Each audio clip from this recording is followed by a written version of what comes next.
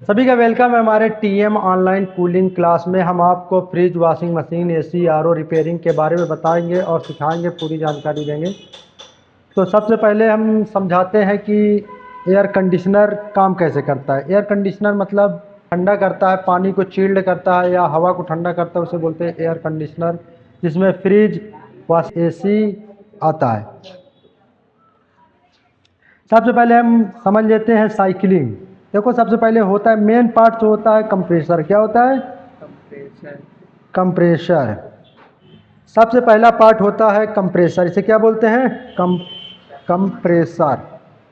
Compressor. देखो, compressor में सबसे पहले 3 टर्मिनल होते हैं। कितने? 3। जैसे 3 लाइन निकलती है, 1 2 3। कितने हुए? 3। तो इसमें एक होती है कॉमन, एक होती है रनिंग, एक होती है स्टार्टिंग। तो कॉमन कभी ऊपर होता है, कभी नीचे होता है, तो इससे कोई नहीं होता, तो अक्सर लिखा होता है। अब इसमें देखो, फ्रिज में 3 पाइप निकले होते हैं। एक पाइप होता है डिस्चार्ज पाइप। इसे क्या बोलते हैं? Discharge pipe. और दूसरा पाइप निकलता है हमारा सक्शन पाइप। कौन सा? Suction pipe. और तीसरा होता है गैस चार्जिंग पाइप। गैस। तो ये आपको समझ में आ गया। कंप्रेसर में 3 टर्मिनल होते हैं जिसमें लाइन लगती है। एक को कॉमन, एक को रनिंग, एक को स्टार्टिंग बोलते हैं। इनमें 3 पाइप होते हैं। पहला डिस्चार्ज पाइप, जिसमें से गैस निकलती है। क्या करती है गैस? एक सक्शन पाइप जिससे गैस आती है, और एक होती है गैस चार्जिंग पाइप, इसमें से गैस डाला जाता है। ये हो गया हमारे फ्रिज का कंप्रेसर। किसका कंप्रेसर? फ्रिज का कंप्रेसर। अब आगे समझ लेते। सबसे पहले डिस्चार्ज लाइन से निकलती है गैस, और कहाँ जाती है? कंडेंसर में। कहाँ जाती है? कंडेंसर में। ये हमारा होता है कंडेंसर। क्या होता है? कंडेंसर। कंडेंसर। ये देखो, ये क्या हो गया? कंडेंसर। कंडेंसर। सबसे पहले गैस हमारी जाती है कंडेंसर, जिसका बहुत हाई प्रेशर होता है, 250 psi। कितना? 250, 300, 350 हो सकता है। तो यहाँ पर एक फैन लगा होता है। क्या होता है? एक फैन। फैन लगा होता है, जिससे यहाँ ये कंडेंसर होता है बहुत ज़्यादा गर्म। तो यहाँ से क्या होता है, गैस को क्या करता है? ठंडा। ये गैस हीटिंग निकलने के बाद एक बीच में आ जाता है फिल्टर या ड्रायर। क्या बोलते हैं? फिल्टर या ड्रायर। ये होता है फिल्टर। ये होता है फिल्टर। ऐसे ये लो, ये बन गया आपका। इसे बोलेंगे फिल्टर या ड्रायर। फिल्टर। तो अब आप पूछेंगे कि फ़िल्टर काम क्या करता है। तो फ़िल्टर जो होता है हमारी गैस को जो होता है छानता है, क्योंकि अगर इसमें कोई भी पार्टिकल है, डस्ट है, कुछ भी है, अगर उसे छानेगा नहीं तो ये क्या हो जाएगा हमारा, यहाँ पर बहुत पतली कैपिलरी होती है। क्या होती है? बहुत पतली कैपिलरी। हाँ, जिससे कैपिलरी होती है। ये कैपिलरी 8 फीट की होती है, 10 फीट की होती है, सब अलग अलग नंबर की। 36 नंबर कैपिलरी आती है, ये 33 नंबर आती है, इसी तरह अलग अलग नंबर की कैपिलरी आती है, 40 आती है। तो अब ये कैपिलरी, जब 8 फीट की कैपिलरी से हमारी गैस निकलती है, तो एक नीचे आता है इवापरेटर। क्या आता है? इवापरेटर। इवापरेटर बोलते हैं या कूलिंग कॉइल। क्या बोलते हैं? तो कूलिंग कॉइल। कूलिंग कॉइल या इवापरेटर। देखो, यहाँ इवापरेटर भी हमारा जो होता है मोटा हो जाता है। ये देखिए, ये इवापरेटर मान लो, ये कैपिलरी इवापरेटर में आके जुड़ जाती है। अब यहाँ पर भी एक हमारा क्या लगा होता है? फैन। क्या लगा होता है? फैन। फैन। ये क्या करता है, यहाँ पे चलती है तो इस पे संपर्क में जो हवा आती है, वो हवा पूरा क्या करती है? ठंडा कर। ठंडी हो जाती है, क्योंकि इवापरेटर बहुत ज़्यादा ठंडा हो जाता है। क्या हो जाता है? बहुत ज़्यादा ठंडा। ठंडा होने के बाद ये हमारी वापस गैस क्या होती है? सक्शन से कंप्रेसर। कंप्रेसर में आ जाती है। इस तरह हमारा एक साइकिल साइकिल पूरा हो जाता है। इसके क्या बोलते हैं? साइकिलिंग।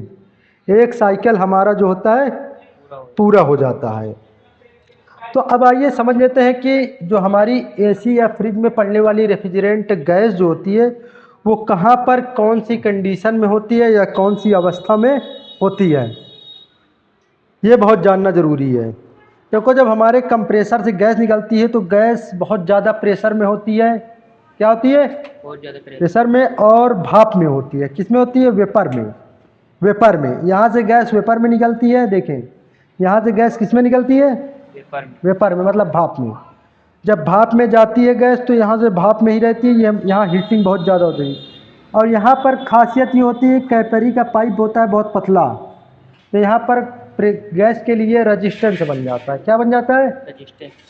रेजिस्टेंस बन जाता है। जब रेजिस्टेंस बनता है तो यहाँ पर गैस की स्पीड बहुत ज़्यादा है, यहाँ रेजिस्टेंस है तो यहाँ गैस पर दबाव बहुत ज़्यादा बनता है। क्या बनता है? दबाव।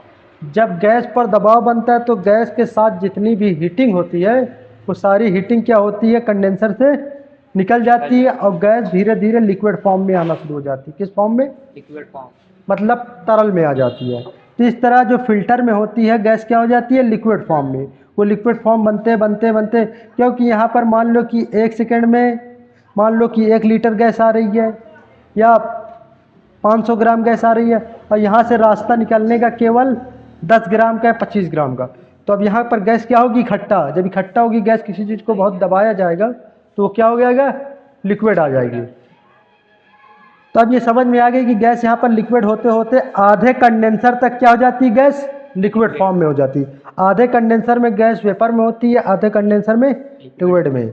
अब यहाँ से लिक्विड ही निकलता है। कैपिलरी से क्या निकलता है? लिक्विड। लिक्विड। ये लिक्विड ही रहता है क्योंकि कैपिलरी के अंदर का ब्यास जो होता है, होल जो होता है, बहुत पतला होता है, तो वहाँ पर गैस को फैलने का मौका ही नहीं मिलता। तो जब ये इसके बाद यहाँ इवेपोरेटर में आती है, यहाँ पर कहाँ आती है?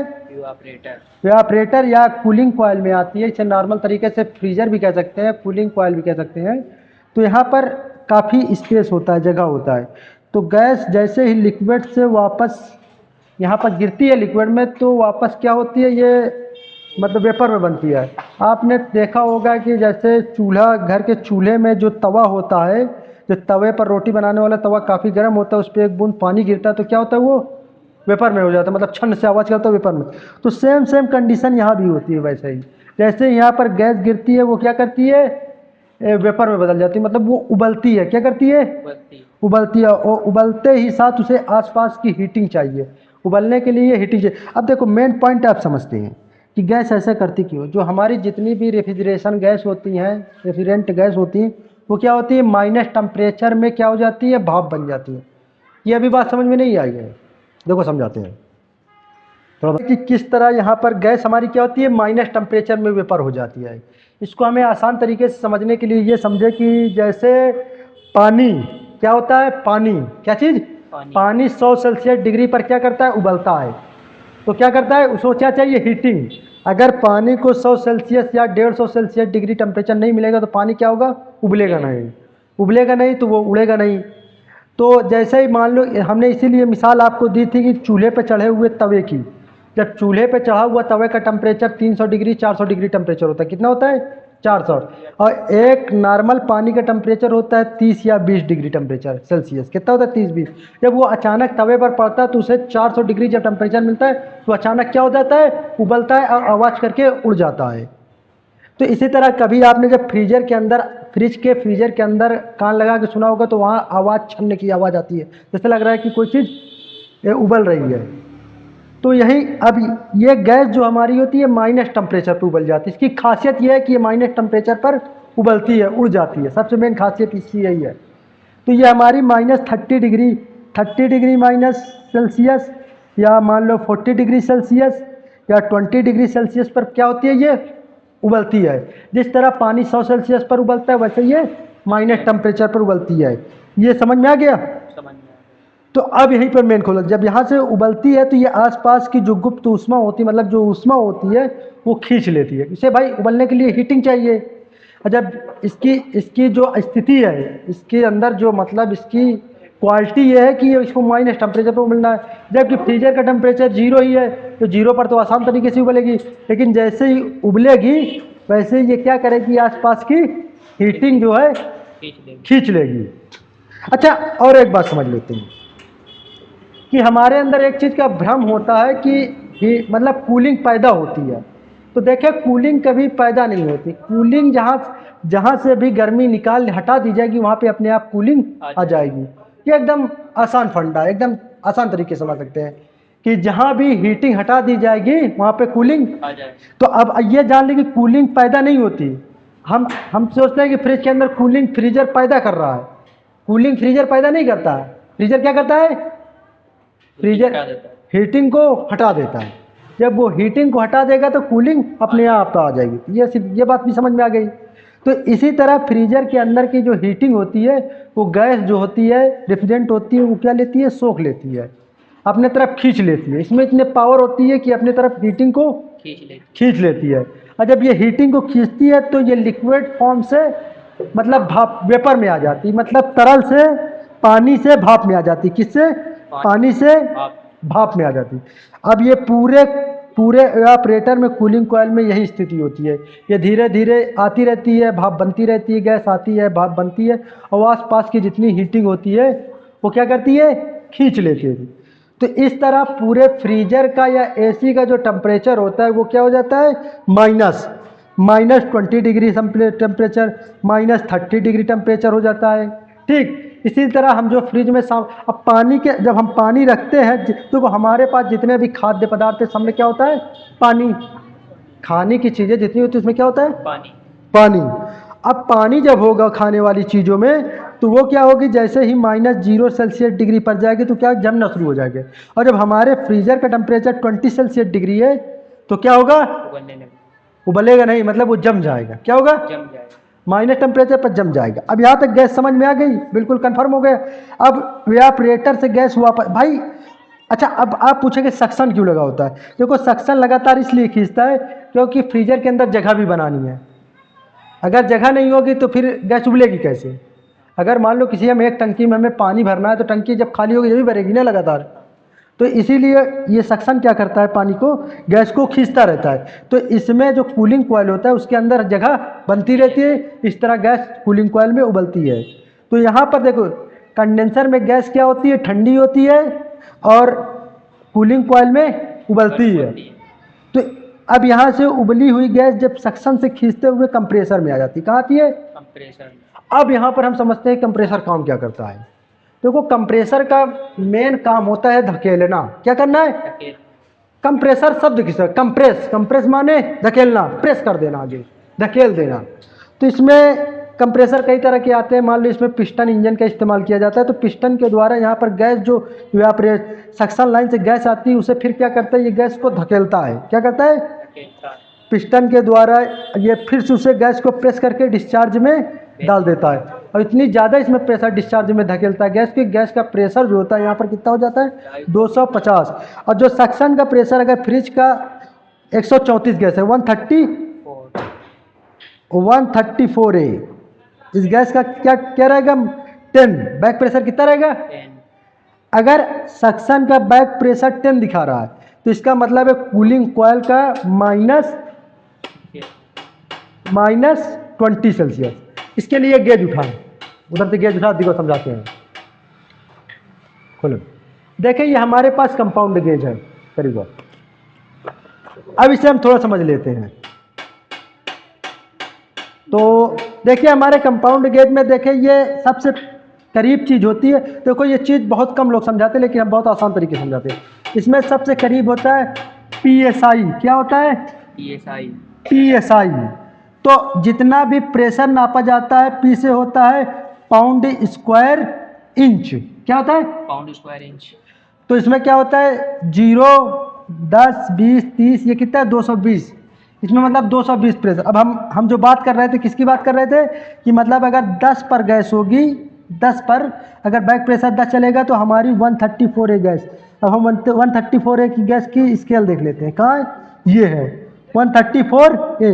देखो जब 10 पर आता है तो यहाँ कितना दिखाता है? -20 डिग्री टेम्परेचर, माइनस सेल्सियस। ठीक, तो ये जो स्केल के नीचे दिखा रहा है ये गैस का टेम्परेचर, इवेपोरेटर मतलब कूलिंग कॉइल का टेम्परेचर दिखा रहा है। अगर यही गैस मान लो कि 20 अगर हम डाल देंगे तो यहाँ टेम्परेचर कितना चला जाएगा?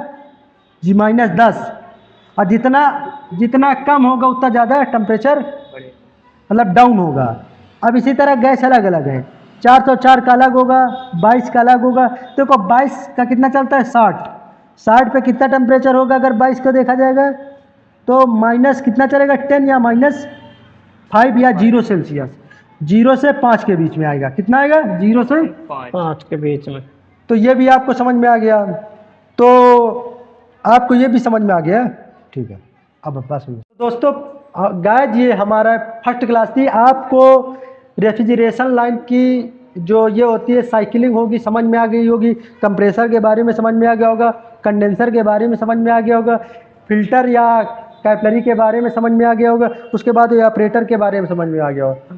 तो हम अगली क्लास में आपको बताएंगे कि कैपिलरी का क्या काम होता है या एक्सपेंशन वाल्व होता है वो कैसे काम करती है, आखिर हमारी गैस जो होती है या ऑपरेटर को कैसे ठंडा कर देती है, कैपिलरी क्यों लगाई जाती है।